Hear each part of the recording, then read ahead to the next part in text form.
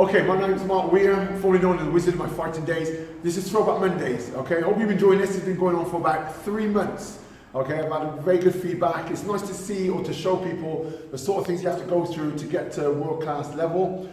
When my day when I was doing it, there was nobody in the UFC from the UK. We had to open the doors, myself, Ian Freeman, a couple of other guys. We paved the way. It's nice to sort of see the sort of fights I had leading up to the way it is now. The level is really increased. The rewards are even greater than what it was back then. But this is Throwback Mondays. With this one, it's an overview. You see, I haven't really covered my Taekwondo days and my traditional days. Don't really cover my K1 or kickboxing days. Even after the UFC, I fought on for a good 10 years. I finished at 45, which is a very good, humble age. Hope to set a standard so other people can try and match and show that by good living, health, not over drinking, polluting the body. Hopefully you can reach the level that I did. This is Mark Weir, formerly known as the Wizard. Hope you like this overview of my career on Throwback Mondays.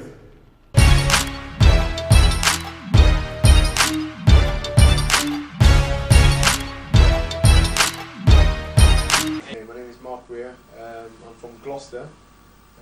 It's more the southwest of England. Basically, my background is like I started off in boxing, went straight into martial arts. Got deterred from that by my mother. She didn't like the headshots and the damage you can get. So I went into martial arts, a form of Korean karate, Taekwondo. 3 years after training in that, I was really enthusiastic. I won the World Championships in 1988. Kept on travelling around the world with that. In 91 again, I won, and I fought open circuit then, other styles of martial arts, all stand-up kickboxing based.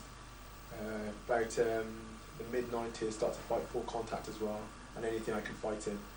In 96 was the first introduction to mixed martial arts. But the only problem with that event, it had gloves, so the grappling side wasn't really exposed to that degree to me. It was quite easy to get up and escape.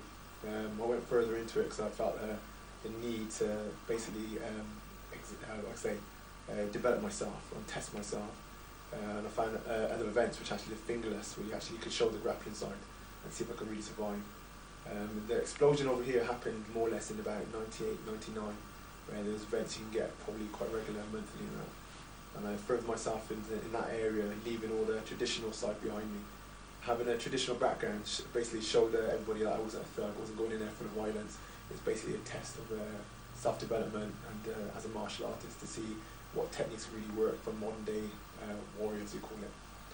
I proceeded in the mixed martial arts, beating everybody around the country. Started travelling around Europe as well, in any mixed martial art events I could get invited to. Hence they started to bring people over here from America, some veterans from the UFC.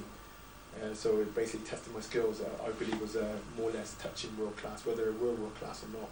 At least they've got experience at a high level. I carried on, taking on these challenges, hence to the point where I was looking to have an invite in one of the biggest shows in the world.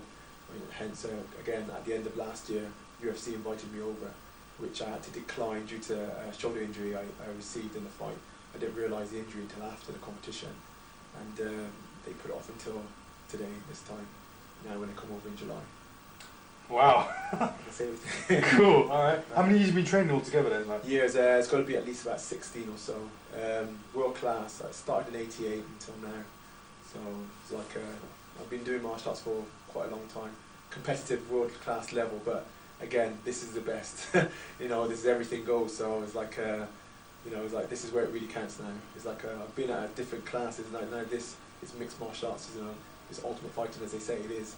So it's like, for me to be the best at this, it means there's nothing else for me to do, improve, except to see my consistency in this.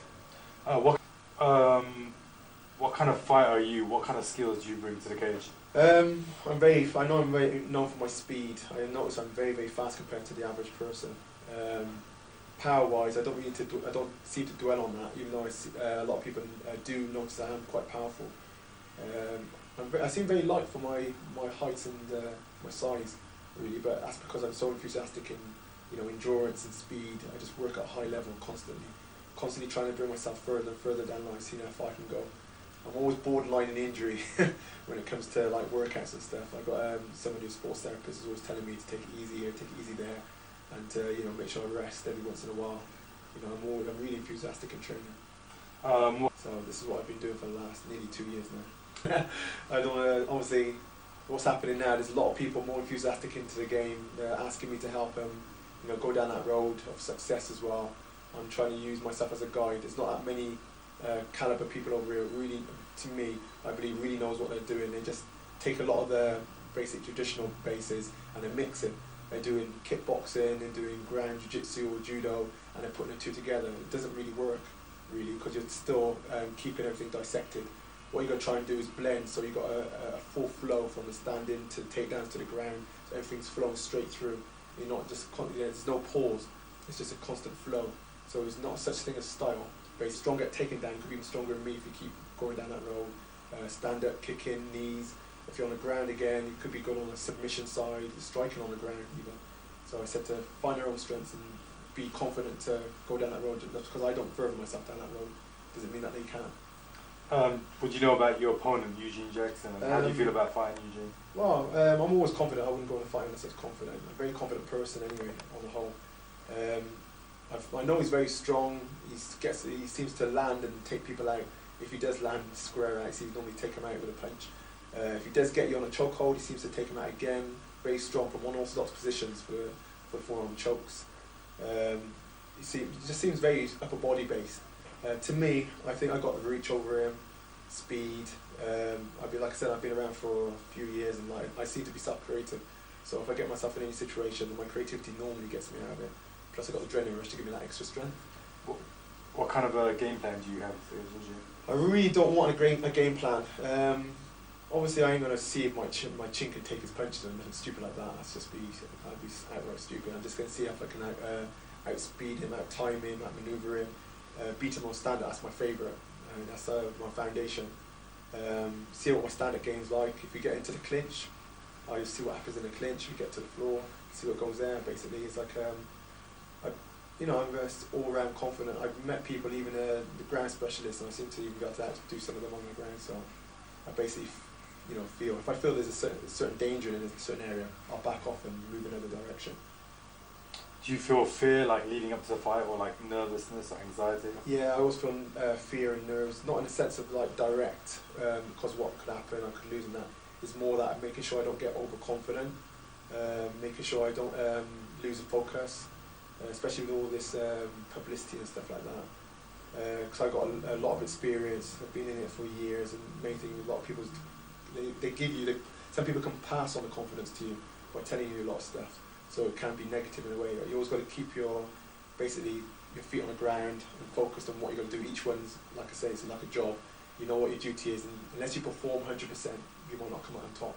You've got to be really, you've got to know your game and stick to it, regardless of how much publicity from one day to another, how much people is berating you. No matter how many wins you've got, each one is just another one. How do you rate English fighters compared to the American? I don't think they've had a chance to develop yet to the level which they need to. There's a few of them was pretty good here. I think they need a bit more experience. They've got to put themselves on a line and keep developing. They do miss a match a lot. Train with each other. I think what they need to do again is focusing on. Again, with me, I believe the reason why I reckon I'll probably go quite far is because I'm self-developing. Hence, I'm going to see you on the night. But I believe I'll go quite far because I reckon from one day to another, each fight, regardless of win or lose, I go further and further. The thing what I'm looking for is obviously to get a test. So I don't seem to last that long in my fights. So what I want to do now is get a fight which I'm tested and see what I can pull out. I can see if finally, what my skills are, how much value they got. Not nothing what lasts like a minute or so. I want to go in there and be pushed to the limits. What kind of media attention has you been receiving in London? A hell of a lot, because it's on Sky Box Office and that. It's because of the sport as well. People don't really know how to take it. Some of them don't understand it to the degree, or most of the thing what brings them across is they hit it on the ground. They don't realise that it's to make it fair for the kickboxers, you've got to be able to strike on the ground. But all I see is brutality, because they obviously recognise judo, wrestling, all this basic fighting on the ground. But they don't understand striking when you're on the ground. You should be able to strike. But it's all the sports, basic sports, you can recognise it. That's the only thing I think was sort of given them a bit of a shock treatment. And then when they put everything else in the package, they sort of they look at everything as a bit of a barbaric sport. I think what they need to do is step back, dissect it for themselves, or try and understand each element, what they're actually looking at, and then they can probably have more of an open mind. If you look at the movie years ago when Bruce Lee did Enter the Dragon, people sit back and watch it and think that's very entertaining, but they need to look at it that point of view, because that was he's bringing that across in that movie as a sport, I believe, the closest to what we're doing now, and you can see the way they were. So it's like if they look at it in that point, they can understand that. Even then, it's like I was shown how you can put reality combat into sport, and that's what we're doing now. So I'm going to take a notice of that, because I don't want any attention. My attention's going to be just on that fight. Do you consider yourself a vicious individual? Or? Oh no, I don't. Like I said, it's like I'm in there for like self-development, self-testing. So I want to see how far I can go, and then hopefully I try and pass it on, trying to say this is how I did this is how I did that. I try. It's values more to me if I know I went in there and everything had a reason. You know why I did this, and it wasn't desperation, it wasn't luck. You know, didn't put something in the bag, but you know, by chance. You know, it proves to me to myself, I'm truly a martial artist. The years I've been doing it, I couldn't be anything else. But it's like for me to go along and you know, to do something, to me it's just to see, you know, how far I'm coming along the lines, basically. Would you say you have a killer instinct? To kill, you know, it's like. I mean, literally kill. I mean, like, you know, just to take someone out at any given time, kind of thing. I mean, the way of the knockouts and stuff like that. Yeah, I've got that instinct, sports, and doing this was just, you know, mind-boggling to me. So I can just keep developing, and I'd like to help other people. You know, like I said, I got probably the best experience out of anybody in the country. You know, no one else I know yet has got the experience I have from back in the 80s, as a martial artist as a whole. And it's like, for me, I can be there for people to come along and ask me questions, guidance and stuff. And I can tell them the ups and downs. There's always ups and downs in martial arts. Whereas like a lot of people, when they get on the downs, that's it, they can't get back up. So I can show them you will have ups and downs, you have low lines, you know, high points, low points. And it's like, when you are like that, even people holding you back, ignore that, just tell them ways to get over it and that, and keep motivating themselves.